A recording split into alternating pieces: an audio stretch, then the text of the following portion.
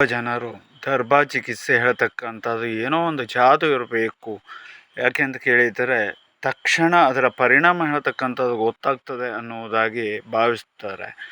ಆದರೆ ಅದು 100ಕ್ಕೆ 100 ಸುಳ್ಳು. ಜಾದುಗೀದು ಯಾವುದೂ ಅಲ್ಲ.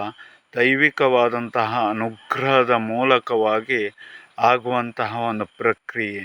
ಮತ್ತು ಅಷ್ಟೇ ಅಲ್ಲದೆ ತಾಯಿ ಚಾಮುಂಡಿ ದೇವಿಯು ಅನುಗ್ರಹಾದಿಗಳು ದೇವತಾ ಶಕ್ತಿಯ ಆರಾಧನೆಯ ಮೂಲಕವಾಗಿ ಬರ್ತಕ್ಕಂಥದ್ದು. ತಾಯಿ ಚಾಮುಂಡಿ ದೇವಿಯು ಗಂಗೆಯ ರೂಪದಲ್ಲಿ ನೋಡಿ ಯಾವ ರೀತಿಯಲ್ಲಿ ಸ್ನಾನವನ್ನು ಮಾಡ್ತಾ ಇದ್ಲು. ಮತ್ತು ಅಷ್ಟೇ ಅಲ್ಲದೆ ನಮಗೆ ದರ್ಶನವನ್ನು ಕೊಟ್ಟಂತಹ ಒಂದು ಸುಸಂದರ್ಭದಲ್ಲಿ ಯಾವ ರೀತಿಯಲ್ಲಿ ಆಕೆ ಇದ್ಲು ಹೇಳ್ತಕ್ಕಂಥದ್ದು ಎಲ್ಲವೂ ಕೂಡ ಒಂದು ದೃಷ್ಟಾಂತವಾಗಿರುತ್ತೆ. ಆದರೆ ಪ್ರತಿ ಒಂದು ಸಮಯದಲ್ಲೂ ಕೂಡ ನೆನೆದವರ ಮನದಲ್ಲಿ ಎಂಬಂತಹ ರೀತಿಯಲ್ಲಿ ಗಂಗೆಯ ಮೂಲಕದಲ್ಲಿ ಈ ರೀತಿಯಾದಂತಹ ವರ್ಣಗಳಿಂದಾಗಿ ನಮಗೆ ಆಗಾಗ ದರ್ಶನವನ್ನು ಕೊಟ್ಟು ತಾಯಿ ಇನ್ನೂ ಹೆಚ್ಚಿನ ರೀತಿಯಾದಂತಹ ಭಕ್ತಾದಿಗಳ ಸೇವೆಯನ್ನು ಮಾಡ್ತಕ್ಕಂತಹ ಶಕ್ತಿಯನ್ನು ಕರುಣಿಸಿಕೊಡ್ತಾ ಇದ್ದಾಳೆ.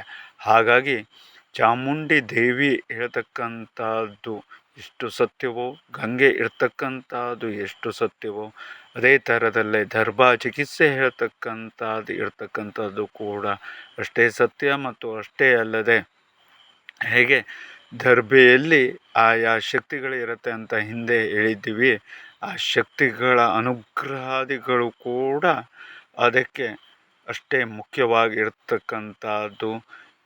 ನೀವು ಹಿಂದೊಮ್ಮೆ ಕೇಳಿರಬಹುದು, ತ್ರಿಶಂಕು ಸ್ವರ್ಗ ಹೇಳ್ತಕ್ಕಂಥದ್ದನ್ನೇ ವಿಶ್ವಾಮಿತ್ರ ಮಹಾಮುನಿಗಳು ಸೃಷ್ಟಿಯನ್ನು ಮಾಡಿದ್ರು ಅಂತ ಹೇಳೋದನ್ನು. ಹಾಗಾಗಿ ದೈವಿಕವಾದಂತಹ ಶಕ್ತಿ ಹೇಳ್ತಕ್ಕಂಥದ್ರ ಮುಂದೆ ಮಿಕ್ಕಿದೆಲ್ಲವೂ ಕೂಡ ಶೂನ್ಯಕ್ಕೆ ಸಮಾನ ಹೇಳ್ತಕ್ಕಂಥದ್ದನ್ನು ತಾಯಿಯ ಒಂದು ಅನುಗ್ರಹದಿಂದಾಗಿ ವಿಶೇಷವಾಗಿ ಸಂಕಷ್ಟಹರ ಚತುರ್ಥಿಯ ಹಾರ್ದಿಕ ಶುಭಾಶಯಗಳನ್ನು ಕೋರುತ್ತಾ ಇವತ್ತಿನ ದಿವಸದಲ್ಲಿ ನಿಮಗೆ ಈ ವಿಚಾರವನ್ನು ನಾವು ತಿಳಿಸ್ಲಿಕ್ಕೆ ಇಷ್ಟಪಡ್ತೇವೆ. ಹಾಗಾಗಿ ಆದಷ್ಟು ಬೇಗನೆ ದರ್ಬಾ ಚಿಕಿತ್ಸೆಗೆ ಒಳಗಾಗಿ ನಿಮ್ಮ ಕಷ್ಟ ಕಾರ್ಪಣ್ಯಗಳಿಂದ ಹೊರಬನ್ನಿ